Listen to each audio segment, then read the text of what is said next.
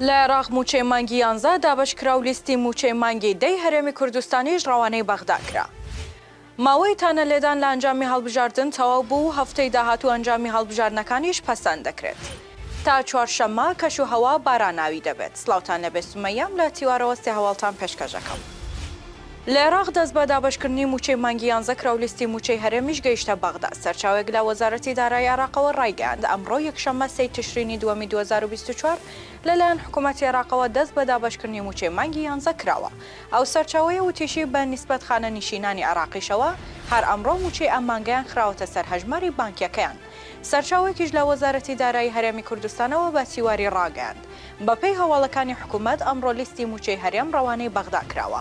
ئەو سەرچاوەیە دەشڵە چاوەڕوانن تاکو ئەم هەفتەیە پارەی موچە بگاتە هەرێم و دەست بە دابەشکردنی بکرێت.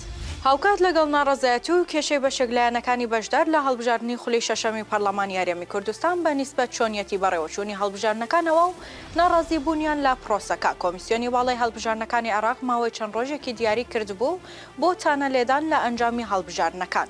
بەڵام ئەمڕۆ سەرچاوێک لە کۆمیسیۆنی واڵای هەڵبژاردنەکانی عێراقەوە لەم بارەیەوە ڕایگەیاند. ئەمڕۆ وادەی تانە لێدان لە ئەنجامی هەڵبژاردنەکانی پەرلەمانی کوردستان کۆتایی هاتووە.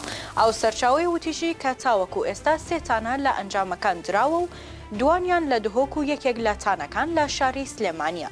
سەرچاوەکە باسی لەوەش کرد کە تانەکان هیچ شتێک لە ئەنجامی هەڵبژاردنەکان ناگۆڕن و لە 2 ڕۆژی داهاتوودا ئەنجامی هەڵبژاردن ڕەوانەی دەستەی باڵای دادوەری دەکەن و چاوەڕێ دەکرێتە هەفتەی داهاتوو ئەنجامەکە پەسەند بکرێت.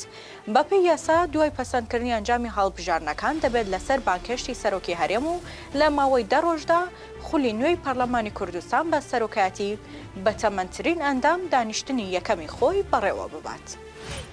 دوێنێ 2 تشرینی دووەمی 2024 بارانبارین لە بەشێک لە ناوچەکانی هەرێمی کوردستان دەستی پێکردو لە چەند شوێنێکیش بووە هۆی دروستبوونی لافاو.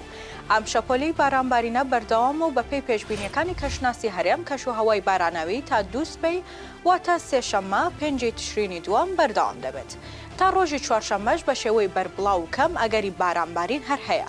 کەشناسی پێشبینی دەکات ڕۆژی چوارشەممە کەش و هەوا ئاسایی ببێتەوە و بارانبارین کۆتایی پێبێت و پلەکانی گەرماش بەرز ببنەوە.